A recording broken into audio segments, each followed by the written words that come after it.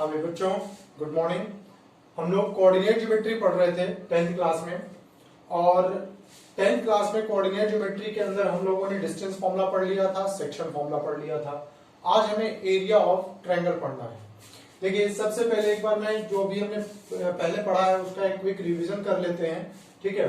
तो सबसे पहले डिस्टेंस फॉर्मूला। देखिए, डिस्टेंस फॉर्मूला क्या था? ये था x2 minus x1 square plus y2 minus y1 square. फिर सेकंड था सेक्शन फॉर्मूला। देखिए, सेक्शन फॉर्मूले के अंदर अपने पास एक इंटरनल डिवीजन और दूसरा था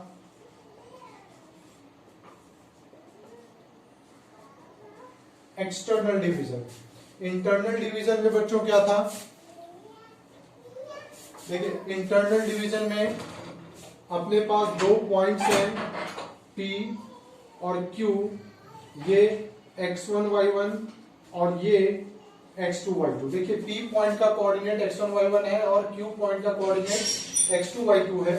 इसके बीच में R कोई पॉइंट है जो इसको m:n रेशियो में डिवाइड कर रहा है। तो R के कोऑर्डिनेट्स हम लोगों ने लिखे थे mx2 plus nx1 upon m plus n और my2 plus ny1 upon m plus 1। ठीक है, ये हमारा इंटरनल डिवीजन है। एक्सटर्नल डिवीजन में क्या था? ये पॉइंट P है, ये पॉइंट Q है।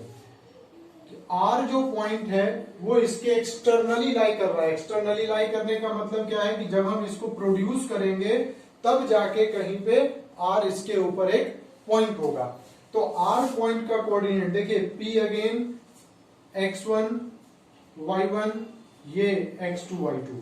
R का कोऑर्डिनेट लिखना है, ये m:n रेशियो में डिवाइड कर रहा है। देखिए, अब पहले भी P से R तक का डिस्टेंस m था और R से Q तक का डिस्टेंस m। अभी भी P से R का डिस्टेंस m होगा और Q से R का डिस्टेंस ये n होगा। ठीक है, तो ये मैं x2 y2 ऊपर लिख देता हूं। तो QR n है और PR m है। अब R पॉइंट के कोऑर्डिनेट्स इस तरीके से लिखे जाएंगे, mx2 minus nx1 upon m minus n और my2 minus ny1 upon m minus n। ठीक है, इस तरीके से हम इसको लिख सकते हैं।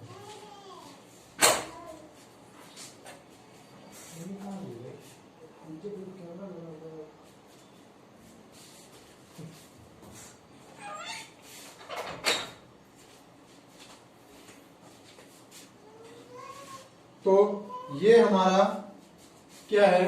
सेक्शन फॉर्मूला, इंटरनल डिवीजन और ये एक्सटर्नल डिवीजन। ठीक है, अब देखिए, हमने नेक्स्ट इसमें पढ़ा था mid point formula. Mid point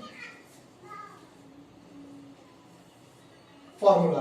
देखिए, मिड पॉइंट फॉर्मूले में देखिए दो पॉइंट्स हैं, इसके मिड में ये पॉइंट x1 y1 है अगर, और ये अगर x2 y2 है, तो इसके ठीक बीचों बीच ये पॉइंट P, ये Q, R पॉइंट है अगर, तो R का कोऑर्डिनेट हम लिखेंगे x1 प्लस x2 अपॉन 2 और y1 प्लस y2 अपॉन 2। ये R पॉइंट का कोऑर्डिनेट लिखा गया है। ठीक है, देखिए, जब इसका लॉजिक मैं बता देता हूं, R पॉइंट बिल्कुल बीच में है, यानी कि रेशियो इस बार क्या हो जाएगा? 1:1 का होगा। मान लीजिए कि अगर ये 10 सेंटीमीटर का है तो 5 सेंटीमीटर इधर और 5 सेंटीमीटर इधर, तो 5:5, यानी रेशियो 1:1। तो m और n की जगह पे 1 और 1 रख देंगे इस फॉर्मूले में, तो ये रिजल्ट मिल जाएगा। ठीक है, इतना कुछ हम लोगों ने पहले पढ़ा है। अब मैं आप लोगों को आज इसके आगे का पार्ट कराऊंगा और कुछ नए टॉपिक्स पढ़ेंगे। ठीक है, तो हमने क्या देखा कि एरिया ऑफ ट्रायंगल एबीसी जो है, इस ट्रेपीजियम का ALMB प्लस BMNC, इन दोनों ट्रेपीजियम के एरिया को ऐड करके ये जो नीचे वाला ट्रेपीजियम उसका एरिया सब्ट्रैक्ट कर दें तो ये एरिया हमें मिल जाएगा। अब देखिए, एरिया ऑफ ट्रेपीजियम का फॉर्मूला क्या होता है? एरिया ऑफ ट्रेपीजियम ये half into sum of parallel sides into height, मतलब distance between the parallel sides होता है। देखिए area area of trapezium ALMB, तो हाफ, देखिए ALMB, देखिए सम ऑफ पैरेलल साइड्स, तो ये कितना है? y1 है और ये कितना है? y2 है, तो y1 plus y2 into distance between the parallel sides, तो देखो ये x1 है और ये x2 है, तो ये डिस्टेंस कितना होगा? x2 माइनस x1, तो यानी कि this is x2 minus x1 plus half. अब BMNC sum of parallel sides y2 plus y3, तो y2 plus y3 distance between them, तो देखिए ये टोटल डिस्टेंस यहां से यहां तक x3 है और ये x2 है, तो ये डिस्टेंस कितना बचेगा? x3 minus x2 minus half. अब इस वाले ट्रेपीजियम का एरिया, तो सम ऑफ पैरेलल साइड्स ये y1 है और ये y3 है, तो y1 plus y3 distance between them, तो ये वाला डिस्टेंस, देखिए ये पूरा x3 था और ये x1 चला गया, तो x3 माइनस x1। अब हम इसको सिंप्लीफाई कर देंगे और सिंप्लीफाई करने के बाद जो एक्सप्रेशन आएगा वो एक्सप्रेशन हमें ट्रायंगल का एरिया देगा। देखिए हाफ कॉमन निकाल लिया हमने, मल्टीप्लाई कर देते हैं। देखिए x2 का मल्टीप्लीकेशन होगा तो x2 into y1 plus y2 minus x1 into y1 plus y2, फिर plus x3 into y2 plus y3 minus x2 into y2 plus y3। अब देखिए यहां पे आ रहा है माइनस, तो minus x3 into y1 plus y3, फिर यहां पे क्या देखिए माइनस और माइनस प्लस, तो x1 into y1 plus y3, ये आया है हाफ। अब देखिए हम पहले x1 फिर x2 सबको बारी बारी से लिख लेते हैं, तो मैंने x1 कॉमन निकाला यहां से, देखिए x1 इधर मैं पॉजिटिव लिख रहा हूं, तो ये माइनस अंदर multiply minus y1 minus y2, फिर x1 कहां है? यहां है, तो plus of y1 plus of y3, फिर x2 में यहां पे y1 प्लस y2 एंड ये minus y2 minus y3 plus x3 में y2 प्लस y3 एंड यहां पे माइनस y1 माइनस y3, ये आ गया। अब देखिए हाफ ऑफ x1 इंटू, देखिए y1 से y1 कैंसिल, y1 से y1 कैंसिल, तो ये हो गया y3 माइनस y2, फिर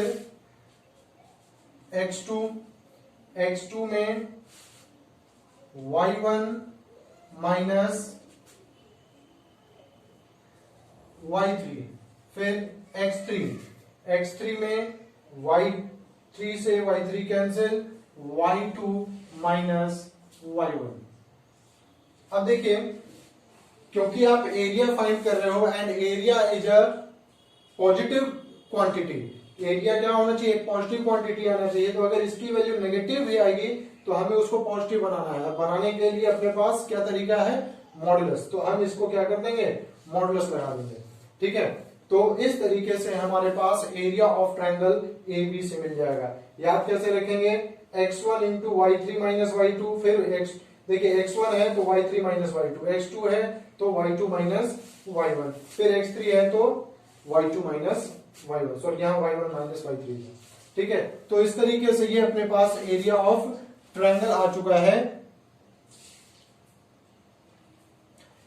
नेक्स्ट देखिए मैं ट्रायंगल कोऑर्डिनेट ज्योमेट्री के अंदर कुछ छोटे छोटे से पॉइंट्स हैं वो मैं आप लोगों को बताऊंगा। पहले इसको कॉपी कर लीजिए और इसका स्क्रीनशॉट ले लो आप लोग, और बाद में इसको फिर नोटबुक में लिख के रखना है। तो एरिया ऑफ ट्रायंगल देखो, अब मैं आप लोगों को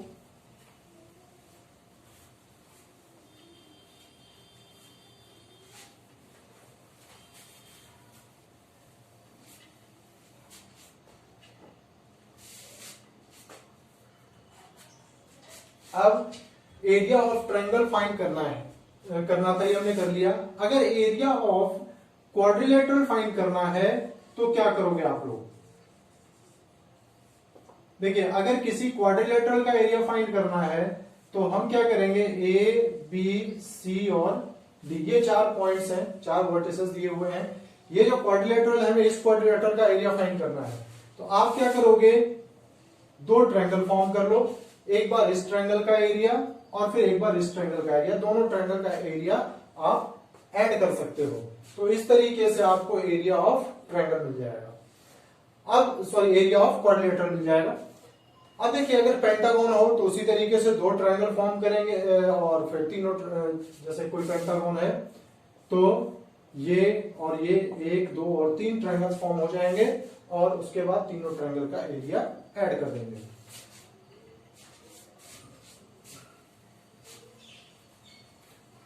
देखिए, मैं अब आप लोगों को एरिया ऑफ ट्रायंगल फाइंड करने का एक शॉर्टकट तरीका बताता हूं। Shortcut formula. देखिए, एरिया ऑफ ट्रायंगल से स्टार्ट करते हैं। इसको हम स्टेयर केस मेथड कहेंगे, ठीक है। देखो, ट्रायंगल का एरिया फाइंड करना है हाफ। ट्रायंगल में कितने वर्टिसेज होंगे? 3 वर्टिसेज होंगे। x1 y1 ऐसे लिखोगे, x2 y2 लिखोगे, x3 और y3 लिखोगे, और वापस x1 y1 जो ऊपर लिखा है उसको दोबारा लिखना है। देखिए, हाफ इन दोनों को मल्टीप्लाई, इन दोनों को मल्टीप्लाई और इन दोनों को मल्टीप्लाई, तो x1 into y2 plus x2 into y3 plus x3 into y1 minus, अब इधर वाले को मल्टीप्लाई, तो x2 y1 plus x3 y2 plus x1 y3, और जो भी रिजल्ट आएगा उसका मॉड्यूलस। तो इस तरीके से हम easily area of triangle find कर सकते हैं। फिर देखिए, एरिया ऑफ क्वाड्रिलेटरल अगर फाइंड करना हो तो सेम वही पैटर्न है, x1 y1 x2 y2 x3 y3 x4 y4, क्योंकि क्वाड्रिलेटरल के अंदर 4 वर्टिसेज होंगे, चारों वर्टिसेज को हम लिखेंगे, ऊपर वाले को दोबारा रिपीट x1 y1। अब इसको इससे मल्टीप्लाई, इससे इससे इससे माइनस ये वाला पार्ट, ठीक है। तो पेंटागन अगर होगा तो वही 5 वर्टिसेज आपको लिखने हैं, एंड देन फिर से अगेन फर्स्ट वाले को रिपीट, एंड आप उस तरीके से एरिया ऑफ पेंटागन फाइंड कर सकते हो, ठीक है। नेक्स्ट,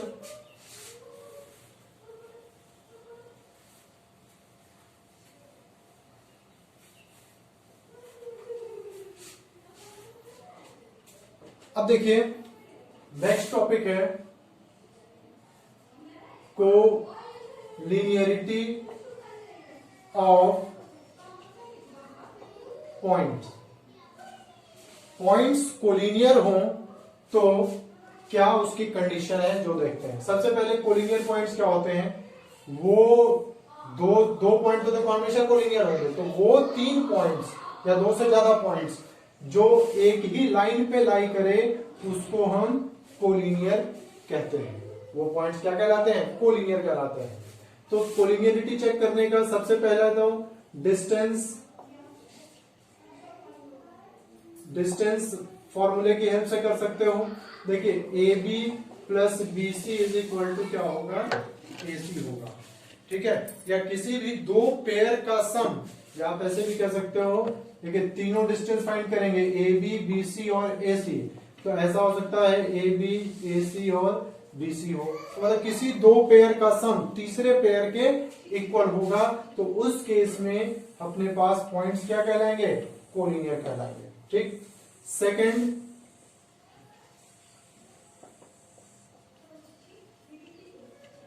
सेक्शन फॉर्मूले की हेल्प से भी आप कर सकते हो। देखिए सेक्शन फॉर्मूले में क्या करेंगे, जैसे ए बी और ये सी पॉइंट है, ठीक है, ये जो पॉइंट होगा, मान लिया कि रेशियो आपने k:1 माना, तो coordinate of x and coordinate of y will give the same value of k after solution। देखिए जब आप रेशियो k:1 मानोगे तो किसी एक पॉइंट को आप मान लीजिए जो इसको डिवाइड कर रहा हो, तो अगर हम रेशियो फाइंड करेंगे तो x कोऑर्डिनेट से और y कोऑर्डिनेट से, दोनों कोऑर्डिनेट को सॉल्व करने के बाद जो k की वैल्यू आएगी वो सेम होगी। थर्ड, जो बहुत आसान है और जनरली हम इसी को यूज करेंगे, एरिया ऑफ ट्रायंगल का। देखिए ए बी सी पॉइंट्स अगर कोलिनियर होंगे तो इससे तो कोई ट्रायंगल तो फॉर्म नहीं होगा, इससे कोई ट्रायंगल फॉर्म नहीं होगा। इसका मतलब कि अगर पॉइंट्स कोलिनियर हैं तो इससे फॉर्म होने वाले ट्रायंगल का एरिया 0 होगा, यानी कि area of triangle A B C is equal to 0, तो 0 आएगा एरिया। तो पहला कॉन्सेप्ट ये था अपने पास। फिर हम लोग पहुंचते हैं सेंट्रॉइड ऑफ ट्रायंगल के बारे में।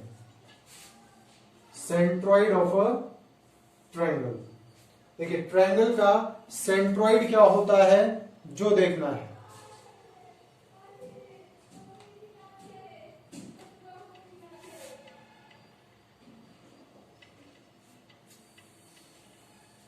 देखिए centroid of a triangle find करेंगे हम लोग। ठीक, देखिए सबसे पहले सेंट्रॉइड होता क्या है देखते हैं। कोई अपने पास ट्रायंगल है ए बी और सी, तो जहां पे तीनों मीडियंस जिस पॉइंट पे मिलते हैं उस पॉइंट को हम लोग सेंट्रॉइड कहते हैं। तो ये क्या होता है, point of intersection of the three medians, तीनों मीडियंस जिस पॉइंट पे मिलेंगे उस पॉइंट को हम लोग क्या कहते हैं, सेंट्रॉइड कहते हैं। अब देखिए अगर ये x1 y1 है, ये x2 y2 है और ये x3 y3 है, तो सेंट्रॉइड का कोऑर्डिनेट होगा x1 plus x2 plus x3 upon 3, y1 plus y2 plus y3 upon 3। तो इस तरीके से हम लोग किसी ट्रायंगल का सेंट्रॉइड फाइंड कर सकते हैं।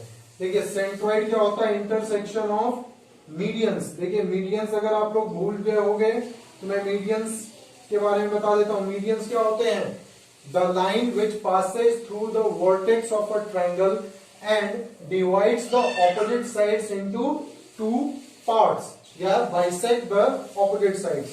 The line passing through the vertex and bisects the opposite side is called median. तो उसको हम क्या कहते हैं, मीडियन। तो देखिए इस साइड का ये मीडियन, ये दूसरा मीडियन और ये तीसरा मीडियन जहां पे मिलेगा वो इसको बाइसेक्ट, वो इसका सेंट्रॉइड कहलाएगा। एक नोट करके बात लिख लो, इसको कैपिटल जी से डिनोट किया जाता है, आगे भी आप लोग 11th क्लास में पढ़ोगे। जी यानी कि सेंट्रॉइड। फिर से मैं इसको रिवाइज करवा रहा हूं, नोट करके एक बात लिखेंगे, G divides a median in the ratio 2:1। जो मीडियन है, सॉरी सेंट्रॉइड है, वो किसी मीडियन को किस रेशियो में डिवाइड करता है, 2:1 रेशियो। मतलब ये अगर कैपिटल G है तो ये 2 और यहाँ पे 1 होगा। तो ये 2:1 रेशियो में डिवाइड करता है। तो आज के लिए इतना ही, बाकी नेक्स्ट हम लोग कल पढ़ेंगे। और पूरा कोऑर्डिनेट ज्योमेट्री आज मैंने आप लोगों को एक बार पीछे भी जो हमने पढ़ा था उसका क्विक रिवीजन करवा दिया। और आज 10th क्लास तक हमारी कोऑर्डिनेट ज्योमेट्री खत्म हो चुकी है। नेक्स्ट क्लास में हम लोग इसके कुछ प्रॉब्लम्स करेंगे, क्वेश्चंस करेंगे, ताकि इस पे बेस्ड हम लोग जो क्वेश्चन करेंगे इससे हमारा ये डाउट और कॉन्सेप्ट और क्लियर हो जाएगा। बाकी जो आप में से जिन बच्चों ने अभी तक हमारा YouTube चैनल सब्सक्राइब नहीं किया उसको सब्सक्राइब कर लो, ताकि जो भी नोटिफिकेशंस हैं तुम्हारे तक पहुंच सके। ठीक है, तुम लोगों ने सब्सक्राइब कर रखा है चैनल?